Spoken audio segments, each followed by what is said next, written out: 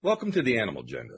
I'm Tom Kiesche, and this week, well, we got another fascinating guest, anthrozoologist Professor Hal Herzog.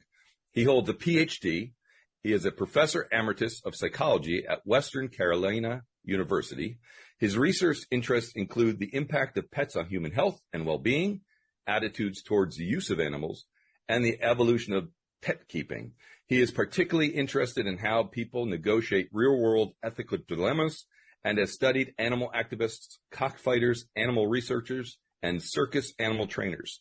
He is a speaker, an author, a contributor to Psychology Today, and he's been published and featured in hundreds of publications and productions. He's an author of the book, Some We Love, Some We Hate, Some We Eat, Why It's So Hard to Think Straight About Animals. Although with all of that, I first heard his voice and thoughts on a screener of a new documentary called Dogs Are People Too, and it was one of his quotes that really stood out for me. That is, in our relationship with dogs, we see the best and worst in what it means to be human. So, possibly, right here on the Animal Agenda is where you're going to first hear his voice and thoughts. But before we hear from Professor Hal Herzog, let me get my disclaimers out of the way. I am speaking and asking questions as an individual in my own individual capacity. I volunteer a lot with animal shelter dogs at various shelters, and I recently interviewed the filmmakers of Dogs Are People Too on this very show. Hello, Professor Hal Herzog. Well, thanks for having me on the show. Thank you so much. Before we get into that quote, is it okay if I call you Professor, Doctor, or Hal? How would you like to be? Hal, let's go with Hal. I love it, Hal. Okay. In our relationship with dogs, we see the best and worst in what it means to be human. Explain, please.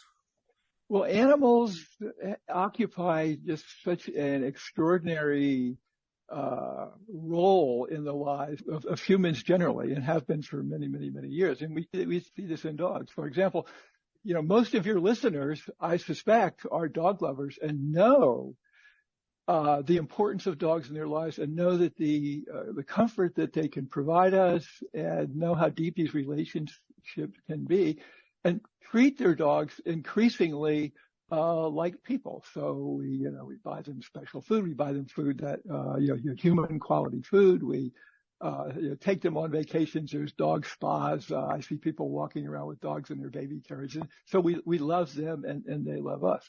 On the other hand, as the title of my book, Some We Love, Some We Eat, that's true of dogs. And there are cultures in which dogs still are items on the menu, and that are bred to be items on the menu, and are treated basically, if any way, worse than we treat animals raised in factory farms. And then there's the title of my book is Some We Love, Some We Eat, Some We Hate.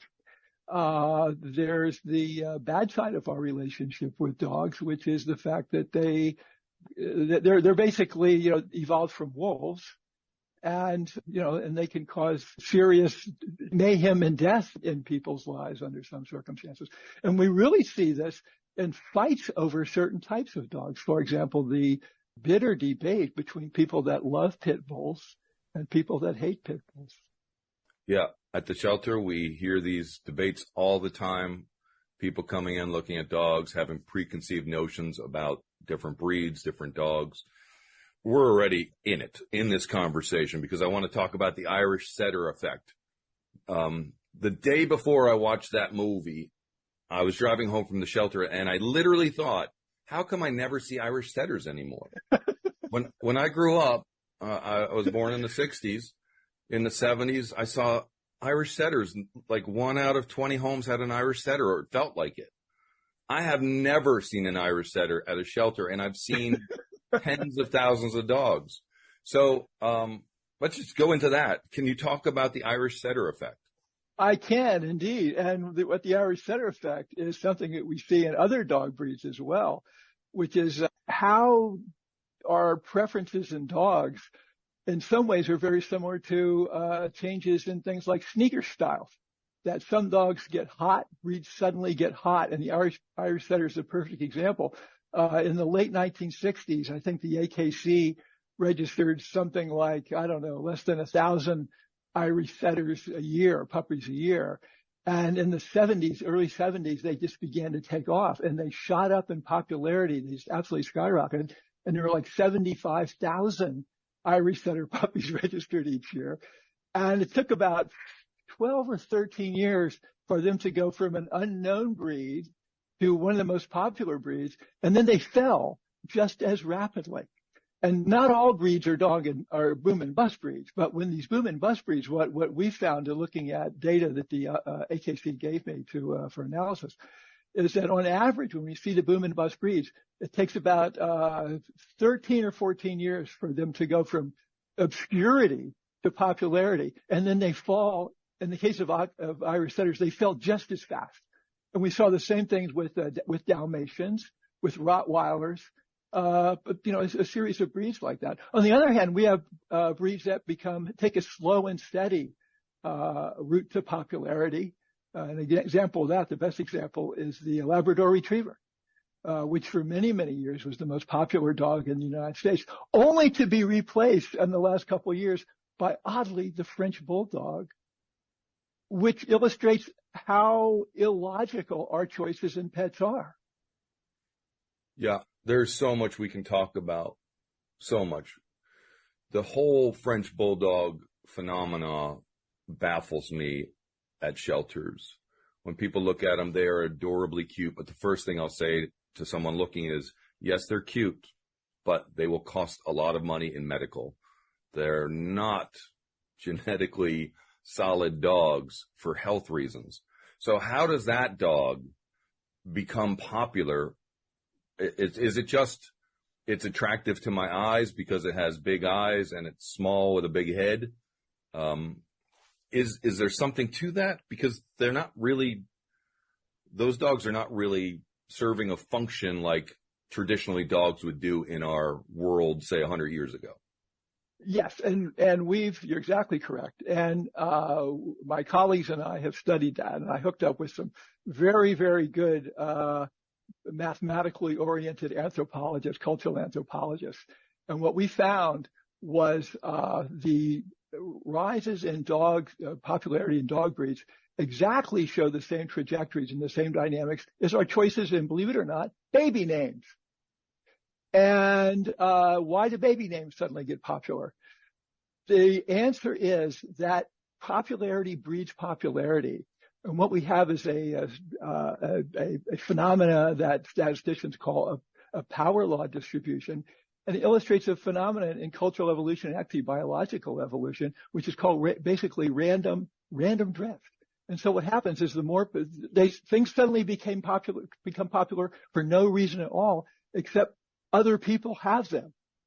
And oftentimes you don't realize, when you name your kid, you might think it's an odd name, but then all of a sudden everybody is unconsciously naming their kids the same thing. And so you get these rises and falls, and you see the same trajectories in baby names. And these are inherently unpredictable, by the way. There's other dogs that are just as cute as French Bulldogs. And the other thing about French Bulldogs is that you're exactly correct about the problems these dogs have. And if you were to do a consumer report analysis, which dog in terms of, let's say, cost, health problems and stuff like that, French Bulldogs would become, they wouldn't score very high. But there's another type of dog which is even more popular than the French Bulldog, which has also risen in popularity, which I consider a good meme. These are basically what Richard Dawkins calls memes. They are cultural ideas that spread from person to person. And that's the rescue dog. And there's a thing that I call, the Herzog's law of rescue dogs, which I talk to tons of people about their dogs. I'll walk up to strangers and say, hey, tell me about your dog. And what I find is about 90% of the time, people now tell me they throw the word in two sentences, and the word will either be rescue or shelter or abused. And so what we've seen is we have this rise of one type of fad, the French Bulldog, that I don't consider a particularly positive one. And we have another, I wouldn't call it a fad, but we have this other very, very important social change of people electing to get a rescue dog or an adopted dog or, an abused dog. And so we have these a good social change involving dogs and a bad social change involving dogs going on at the same time, which I find really fascinating. This is the Animal Agenda on KPFK. I'm Tom Kiesche, and we're chatting with anthrozoologist Professor Hal Herzog. We were just talking about French bulldogs and breeds and the fashionability of breeds and the popularity of breeds. So continuing that thought, when I first started working in shelters or volunteering in shelters, predominantly pit bulls, like 80% pit bulls, anecdotally. Now we're seeing mostly shepherds at the shelters I volunteer at, followed by huskies and pit bulls, and then a spattering of other animals. Everyone blames the huskies on Game of Thrones. Have you seen that rise, and can you explain that rise? I have not examined huskies and shepherds. However, we took that same AKC data that I talked about, which we looked at with the rise and fall of Irish setters, and we looked at the impact of movies, dog movies like, Rin Tin Tin or Lassie or 101 Dalmatians. Do they affect breed popularity? And what we found was interesting. We found that the answer was yes. However, what we also found was that was true beginning, with the rise of movies, 1930s, 40s, 50s, 60s, 70s. The effect has gone down in recent years. And so now dog being in a movie does not have much effect on breed popularity at all. One thing is there's so many dog movies. It used to be that they were rare. And now there's other ways, and we haven't looked at the impact of the internet. My guess is that the rise of French bulldogs was associated with, with the internet and social media. And one of the things is that one of the things I look at is interviews with movie stars. You're in the theater business, the movie business. First of all, when I see interviews of actors or famous musicians, pop stars, and they talk about their pets, you see the same thing about being a rescue animal. But also, French bulldogs became very popular, and there would be pictures of movie stars with their French bulldogs. And my guess is that social media is now having a big effect on that. I love what you said about rescue dogs, and I purposely didn't pick up on it the first time you mentioned it. But I have a vested interest in getting dogs out of shelter, so I love the fact that society change or societal change has started and has become a popular way to go. Yeah, let me mention along with that, I argue that the desirability to adopt a pet is probably the single most successful campaign of the animal rights movement. And so some animal rights campaigns have been successes like that one. In the 1970s, in the United States, we were killing about 20 million dogs and cats a year in animal shelters that were unwanted. Now we're down to less than 1 or 2 million.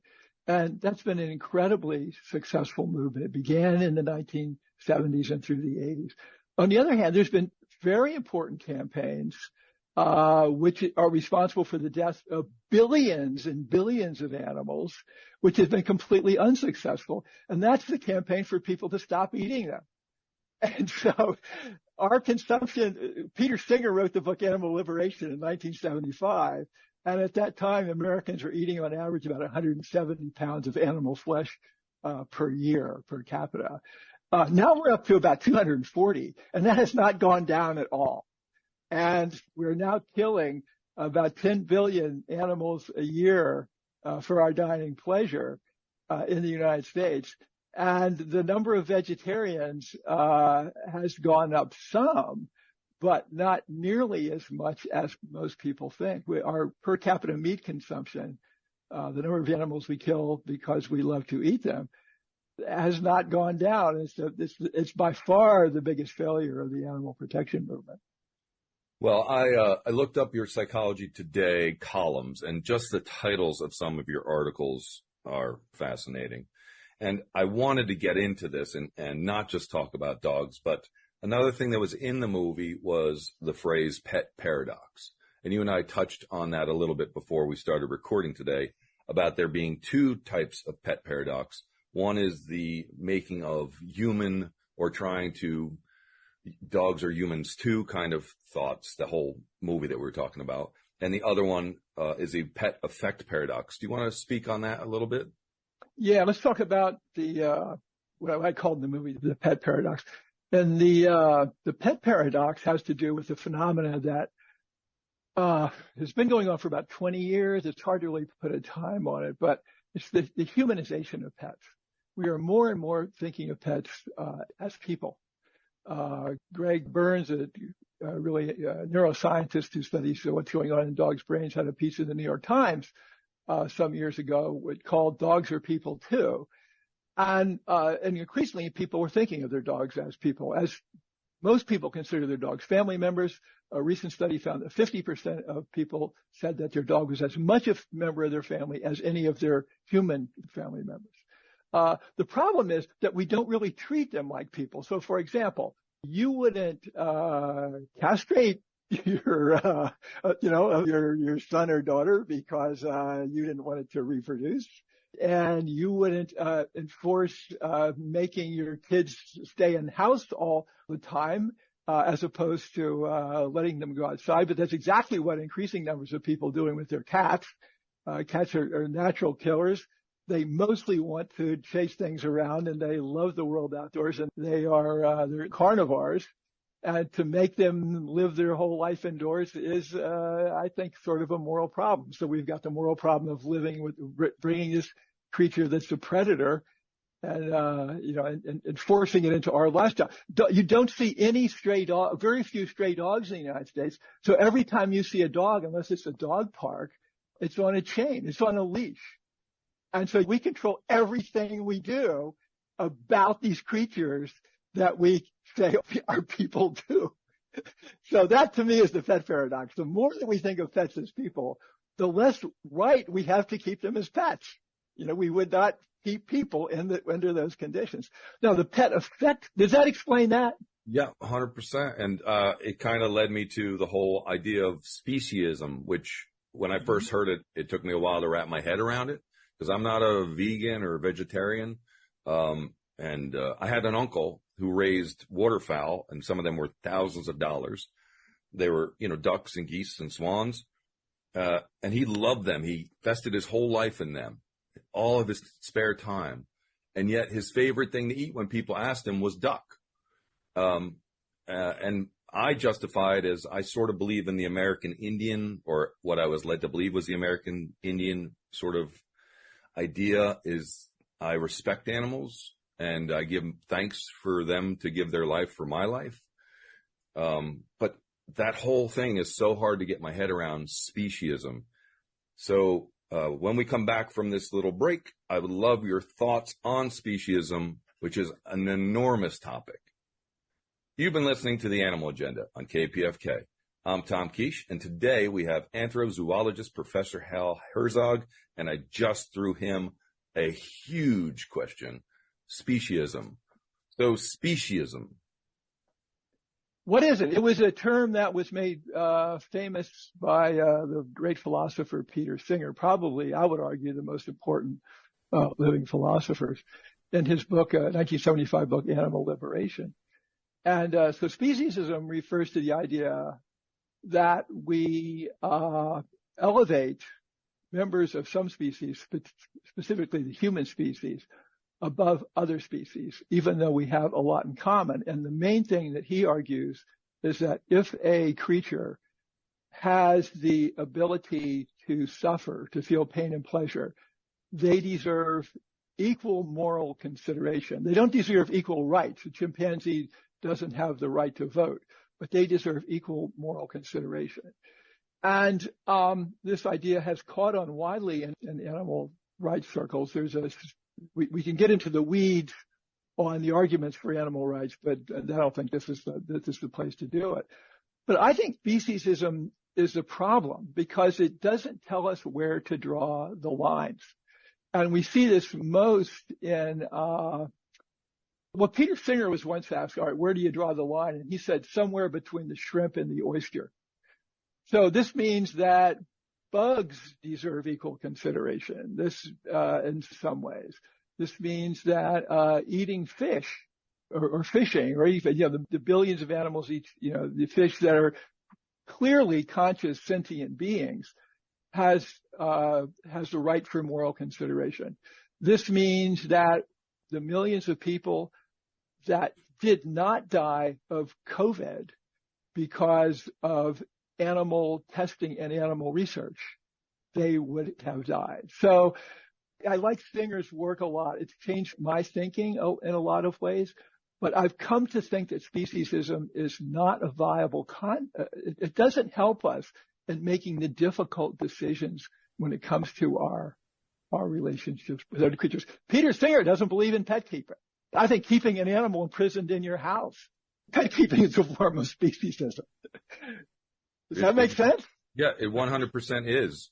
And I've heard theories about we shouldn't domesticate animals. The domestication of animals from an ethical point of view has been a disaster. Yeah. There's people that say that we shouldn't pick up strays, that we should just let dogs roam the streets. So, well, let me mention that just before COVID broke out, my wife spent a week on the island of Tobago. And I did on Tobago, we were there for vacation, but what I did was what I always do, is I was looking at human-animal interactions. And there, all the dogs were unowned, per se. They ran around. And I decided if I would come back as a dog in the next life, I would rather be a dog on Tobago than the dog that's living in an apartment in Manhattan. And, granted, there's now been a sort of movement to look at free-ranging dogs and the quality of their lives. And they get to call their own shots. We value that in humans. These dogs get to call their own shots. On the other hand, they have high infant mortality rates. They got to scrounge around for their food, although oftentimes they're pretty healthy. One of the reasons why I study this stuff is that the moral issues are so delicious. They really give us pause for thinking about our own inconsistencies and our own hypocrisies. And we just see them everywhere in our interactions with other species. All of this is so complicated because there's so much to it. And I always have trouble when someone is so black and white about it because it is complicated. Like free roaming dogs sounds great on one side, but it's also very parallel what would happen with the free roaming cats that we have an issue with now in Los Angeles. They're killing lots of birds. That's a great analogy. That's a very good analogy. Yeah. And in the 70s in New Jersey, there was always talk of wild dog packs attacking people on horseback or be afraid of the wild dog pack. So there's ramifications to every single direction that we go in. So the whole discussion is really fascinating. And I don't have. Well, yeah. And let me add something I think that's important. Most people get into my field, entozoology, because they love pets and they want to understand the relationship with pets, and oftentimes with dogs. Oftentimes they come from dog training and stuff like that. But that was not true of me. I got into this field because I see these relationships with animals as a window into how humans deal with complicated personal moral issues that don't have easy answers. And I'm a psychologist. And to me, this is really a model for looking at these really, really deep issues. So for me, it's not really about animals and whether or not, dogs are people and stuff like that. It's about what the implications are for our personal angst, moral angst, when it comes to many things. So the same issues that make thinking about cats, indoor cats, and free-ranging dogs are the issues that apply when we think about people. The issue of personhood. Are dogs people is a model for the very, very thorny abortion debate. And so to me, people say, what do you do? What do you study? I say, what I study is how do you wake up in the morning and be a good person? So we talked about the pet paradox before and it being two different things. The one thing we touched about is the humanization of animals. The other part is how animals affect our lives and well-being. And I feel like this is the perfect opportunity to ask about that. Okay, yeah, this is what I call the pet effect paradox. And the pet effect is a term that was coined by the pet products industry And it's the idea that pets have a positive impact on human health and well-being. And you see these stories in the media a lot. Study finds that getting a pet will make you less depressed, that pet owners are less lonely, that if you get a pet, your pet owners will help you lose weight because of walking and being a dog. There was recently an article in Harvard Magazine that said pet owners live longer.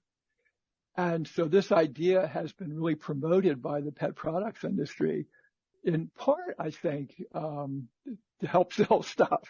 And what we see is that the sale of pet products in the United States has just skyrocketed in recent years, and we now spend $140 billion a year on pet food and veterinary care and things like that. However, the paradox is that, first of all, let me say, we know in our hearts, those of us that are pet lovers, that our pets are good for us, that they make our lives better, that when we wake up in the morning and they, jump in the bed and lick your face, that's a great feeling. So we know in our hearts that's true. However, the fact is that most studies have not found that pet owners are better off than non-owners. They are better off in the sense that pet owners tend to be younger. They tend to be, they're somewhat more likely to be female.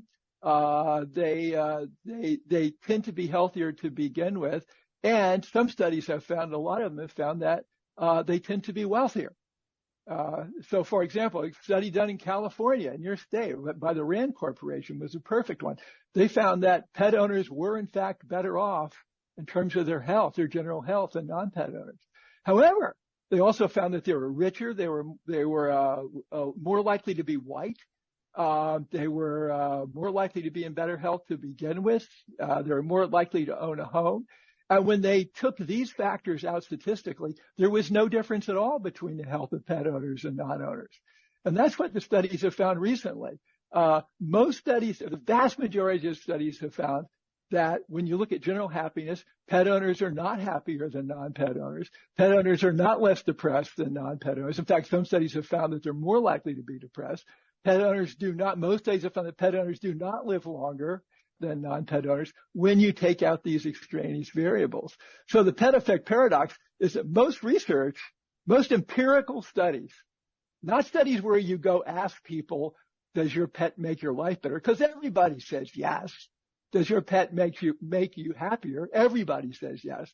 But if you say, a scale of 1 to 10, how happy are you? And you ask pet owners and non-owners, most studies have found that there's no difference. Pet owners they don't weigh less. Most studies have found that they don't go to the doctor less. So that's the pet paradox. We know in our hearts that our pets are good for us. Most empirical studies have not supported that finding. And that's something that first of all, most of your listeners are not going to believe me, because I've had this conversation many times. People just don't believe me. The people that do tend to believe me are people that do research in this area, because some of their own studies have found this.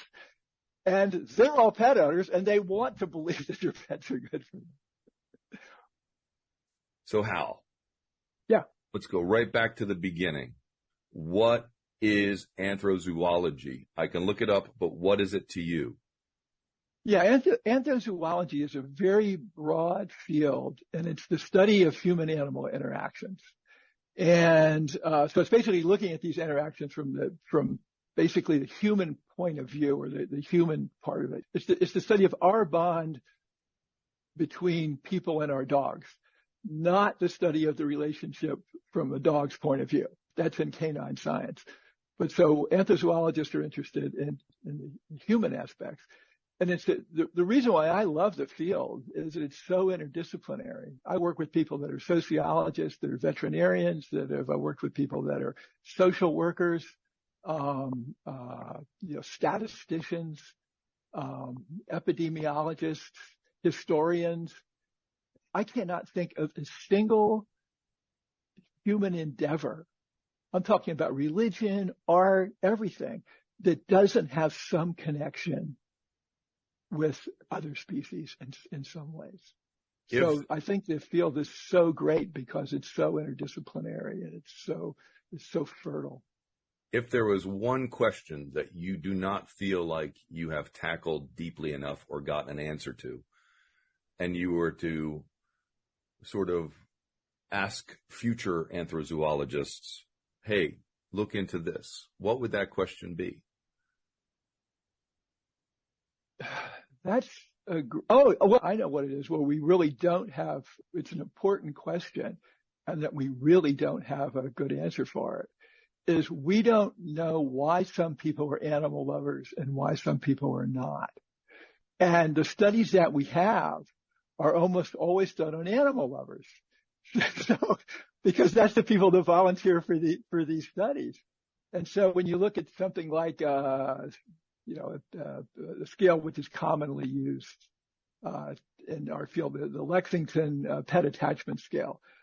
When you ask people how attached you are to your pets, on a scale of 1 to 10, everybody says an 8 or a 9 or 10. Nobody says a 1. It's like saying, how much do you love your wife? And so I don't think we have enough information on why some people are animal lovers and why some people aren't. I am fascinated by why some people are really good at animals. And my biggest failure as a researcher was on that question. And what I was interested in is circus animal trainers. And I did interviews with several dozen circus animal trainers.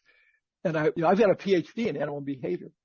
And I would interview these circus animal trainers. And one of the things that I realized pretty quickly was they knew way more about animals than people like me that have PhDs in animal behavior. If your life depends on walking into a cage of tigers, you got to be pretty damn good. You got to have a good sense of that. And I know, I'm fascinated by fishermen, why some people are good at fishing and why some people are not. And I can see this in my grandson. I've got a 9-year-old grandson who has this sense of the natural world. It's just amazing. We can walk through a stream and he'll see things that I can't see. He'll say, look at that crawfish. He'll say, look at that little snake. I said, there's no snake there. He said, turn that rock over. I'll turn it over. There'll be a snake there. And he's got this sense, and his brother doesn't have it the same way, his little older brother. So I would love to know that. And we know that there's going to be a genetic component to it. There's a genetic component to almost everything. So for example, a study in Sweden looked at the behavior genetics of dog ownership. And it's like most human traits, about, I think it was in that case about 50% of dog ownership could be attributable to genes and the rest to environment. The same thing's true of vegetarianism. Why is it so easy for some people to become vegetarians and not hard? So to me, that's the question that it doesn't keep me up at night. But if I had I'm really blown away by that question. So I do want to push back on something, because at the shelter, we see a lot of people surrendering animals, dumping animals, a lot of abused animals. So there's definitely people who have pets that don't answer or wouldn't answer at a 7, 8, or 9, or 10. They're not in our studies for the most part. That's who I would like to hear from. Yes. Because I have a vested interest, emotional vested interest in, yes, how do we get those people to see animals, to respect animals, to care for animals? If you're going to have an animal, I totally get you don't like animals, you don't have animals, but that in-between ground, that's where I would either don't have an animal or treat them with respect.